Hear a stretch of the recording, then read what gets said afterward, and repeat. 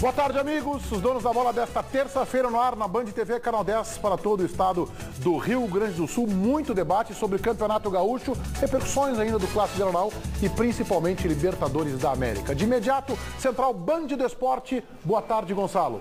Tudo bem, Meneghetti? Boa tarde a você, boa tarde a todos. O Kaká faz sua estreia no próximo final de semana na Major League Soccer para um público de 60 mil torcedores no Citrus Bowl em Orlando. O estádio foi sede da Copa de 1994. Os ingressos de 20 a 160 dólares estão esgotados. Será a estreia da franquia de Orlando na Major League Soccer e, claro, a grande atração é o brasileiro Kaká.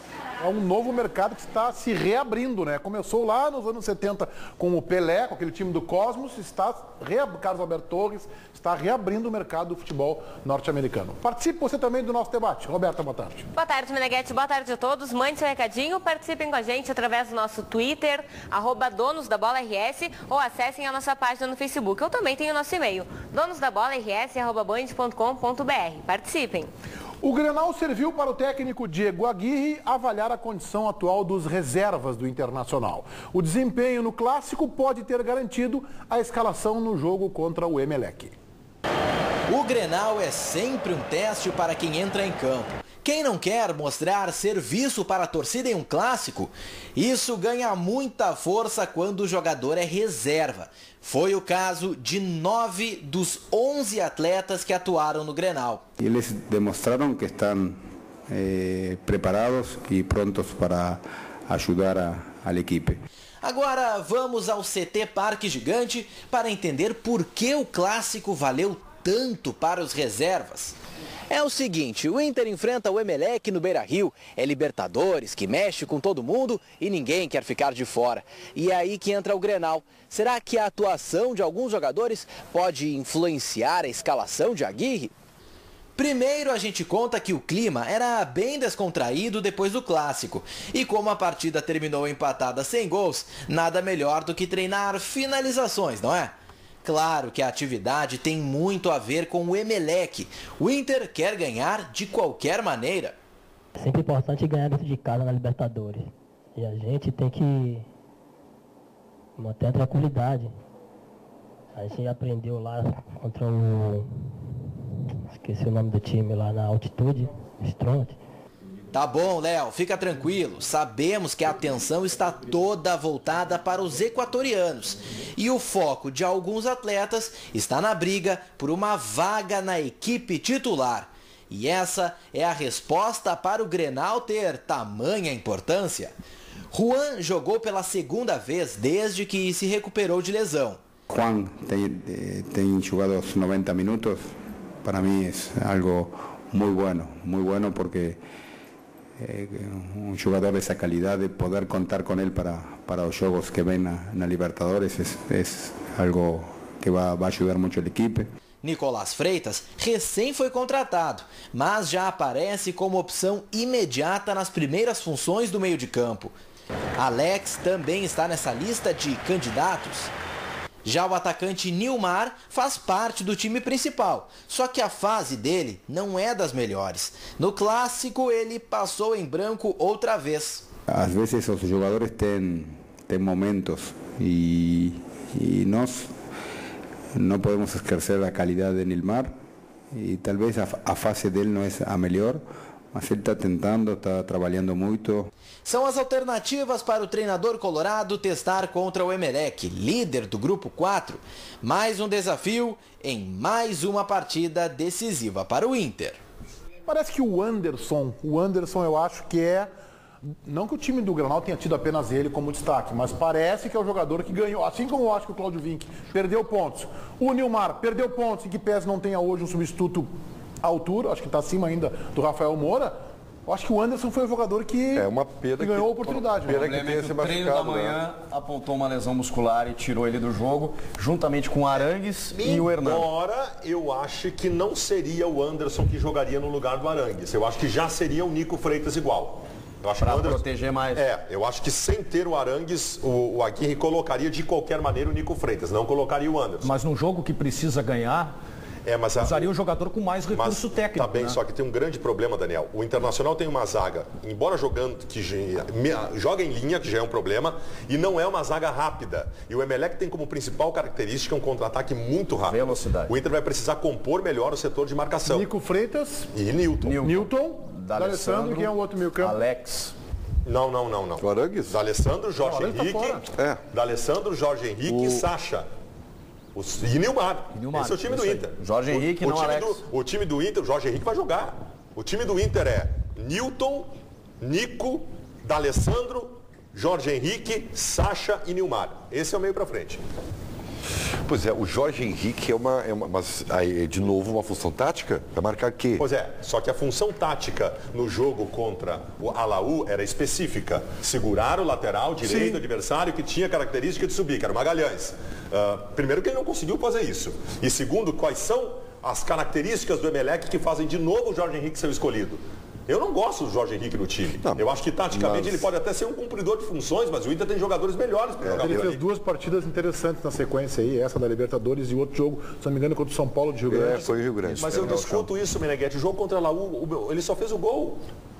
Eu acho que ele teve uma participação interessante. Ele não conseguiu segurar o Magalhães, que era a função dele, que entrou nas costas do Fabrício o jogo todo. Um negócio interessante, né? O Jorge Henrique, a gente discute até mesmo não só a qualidade técnica, né? Mas não é mais o jogador mais de intensidade que a gente conheceu no Botafogo, no Corinthians, né? Não é mais aquele jogador, mas ele tem uma predileção dos técnicos. Não, porque ele cumpre missões. É inegável. Todos os treinadores gostam dele. É o Clayton que jogou no Inter.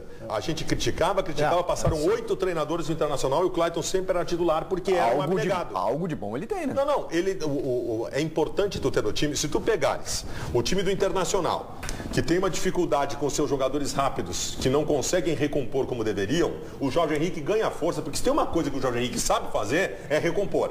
Ele sabe fazer isso. Mas... A questão é que para ter essa recomposição do Jorge Henrique, se perde outras coisas importantes que o time tem que ter. O Jorge Henrique não tem velocidade, o Jorge Henrique não tem intensidade. E eu acho Não, eu até acho que ele tem intensidade. Eu só acho assim, ó, o Inter vai ter de novo uma baita dificuldade para entrar na área. Não, e outra, né? O Inter vai pegar um adversário que vem jogar, né? Com Sacha e Nilmar, é um ataque de velocidade. Mas não é, mas acontece a bola o seguinte, chegar neles. o Nilmar está sempre vindo atrás da bola. Se vocês notarem, o Nilmar sempre vem pegar a bola. Porque a bola nesse esquema o D'Alessandro fica sozinho. E nesse time aí já dá para prever a substituição no intervalo, né? Se virar 0-0. Vitinho no lugar de Jorge Henrique. É isso aí. Ribeiro, não tem mais jogador que joga só na área, Ribeiro. Não. Futebol moderno acabou isso. Não, o problema é que ele busca demais. O D'Alessandro entrou na área e sofreu pênalti contra o Laú, Ribeiro. Tem que acabar com esse teu blefe, o D'Alessandro não entra na área. Acabar com esse teu blefe, entrou na área e sofreu pênalti. Mas de vez em Mas ele é meia, ele não é 9, ele é meia. Ele chega na área.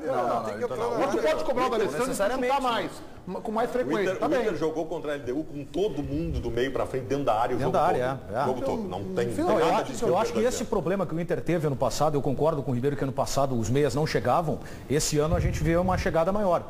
Eu acho que esse não é o maior problema. Sacha, gente, o Arangues está no bico ele quase entra na área, vê o Sacha melhor colocado, cruza para o Sacha faz o gol. Não tinha o ano passado porque o Abel fazia questão de escalar um time tico-tico, que ficava tocando bola. Nesse ano está diferente, embora me assuste a presença do Jorge Henrique, que é esse tipo de jogador, um cadenciador. O Inter só tem espaço no time para um cadenciador, porque ele é extra série.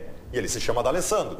Esse tu pode ter. Só que em volta dele, tu tem que ter jogadores com as outras características necessárias. O D'Alessandro não vamos nem discutir porque tá jogando muito, né? Jogou muito de novo contra o Laú, né? Não, o D'Alessandro de novo calou a boca dos críticos. Ele mostrou, com tudo que se fala dele, que ele, numa competição como esta, ele é titularíssimo e dono do time. Ele assume a responsabilidade. Ele fez no Grenal o que eu acho que ainda vai fazer, porque eu vi fazer o ano passado, o Alex.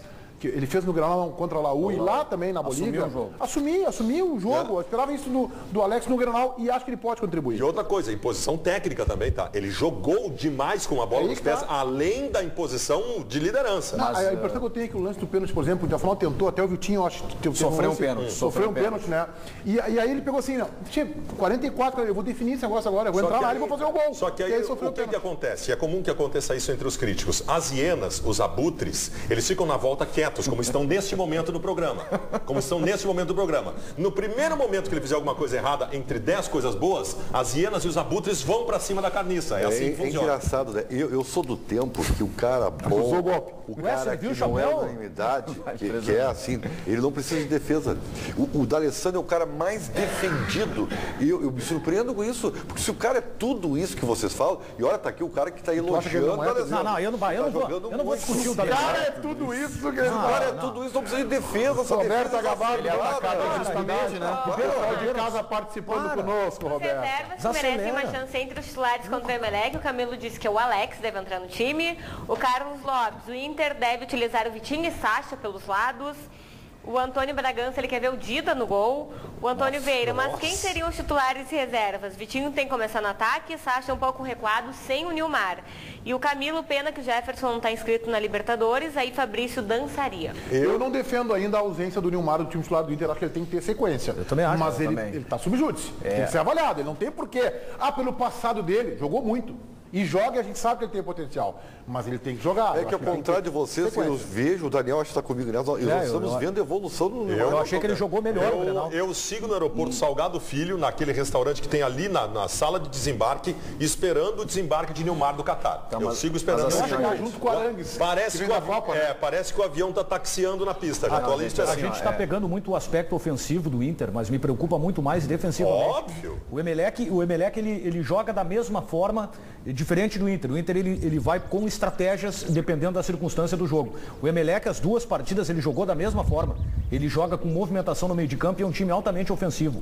Sem contar na velocidade. Eu concordo contigo. Tem um detalhe para esse jogo. O empate pro Emelec é espetacular. Espetacular. O time vem com 2 vitórias. Espetacular. Se empatar, tá virtualmente classificado. Mas eu acho que um time que joga da mesma forma...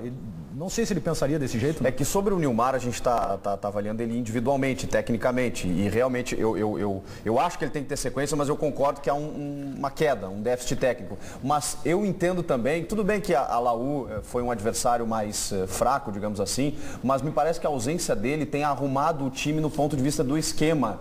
E se eu imaginar um time sem o Nilmar, ele me parece muito melhor do que um time com o Nilmar. Por quê? Porque além do Jorge Henrique, o Vitinho entra no time. E aí tu tem o Vitinho e o Sacha na frente. Todas as argumentações. Eu questiono o esquema do Inter. Todas as argumentações de defesa ao Nilmar por conta da falta de compactação e chegada da bola para ele foram para o espaço quando o Sacha jogou na do Nilmar e teve intensa manifestação, fez gol e fez tudo que o Nilmar não estava fazendo. O time foi melhor. Mas o time foi melhor. Mas porque o Sacha está jogando mais que o Nilmar. A premissa é que o Sacha não pode sair do time. É isso aí. Nem para dar lugar para o Vitinho e nem se for numa disputa com o Nilmar. É isso aí. Quem está jogando mais hoje entre Sacha, Nilmar e Vitinho? Sacha. Ponto. Bom, mas eu ainda acho que ele pode compor o ataque com o Nilmar e o Vitinho esperar. Ainda acho isso. A gente está analisando É que eu entendo que o Sacha e o Vitinho pode render mais nesse momento do que Sacha e Nilmar. Não, a tua tese não é esdrúxula e eu acho que é uma tese muito bem defensável essa tese aí. Eu tenho até dúvidas. Só que no meu time não sairia o Jorge Henrique para entrar o Vitinho, e sim o Alex. O Daniel fala da questão defensiva. Eu acho que o grande problema do Internacional é a falta de compactação entre os setores. O Aguirre não conseguiu. O funcionamento ainda, da zaga também. O Inter joga entre a sua primeira e última linha, o Inter joga quase no campo todo. O grande segredo hoje do futebol é a compactação. Tu conseguir jogar com as linhas aproximadas. Quando o Corinthians jogar. Exato, quando tu defende e quando tu chega na frente. E o Inter não consegue isso. E aí tu tem esse buraco no meio campo, Daniel. E uma defesa jogando em linha contra um adversário que é rápido, eu tenho medo. Porque eu questiono o seguinte, primeiro não existe zagueiro mais veloz que atacante. Isso não existe no futebol mundial, não vai existir. O posicionamento da zaga do Inter, ao meu ver, está totalmente equivocado. Teve um lance no Grenal que foi marcado um impedimento, que ali, observando bem o lance, traduz a forma com que o Inter se comporta defensivamente. E a linha do desenho do campo ajudou para mostrar isso. A zaga do Internacional postada, os 4 naquela linha. Aquele impedimento mal marcado. Do Mamute. Não foi impedimento. Não, o Mamute recebeu a bola no meio dos 2 zagueiros e poderia partir. Quer dizer, numa arrancada, ele mataria os 4 da zaga do Inter. Bota um equatoriano ali correndo. Tu tem que jogar com o zagueiro na sobra. E os laterais do Inter estão pecando muito. O Inter já tem um jogador para fazer isso, que é o Juan. Mas o Juan pode jogar na sobra. Mas o Aguirre não quer fazer isso. O problema é o posicionamento dele. O Aguirre tem como o Hever poderia fazer isso também. O Aguirre tem como convicção. que defesa tem que jogar em linha. Mas a questão dos dois volantes, o Nilton e o Nico, aí eles podem ajudar os laterais, porque aí eles vão precisar de uma cobertura. Né? Gente, do jeito que tá, nós não dá. viemos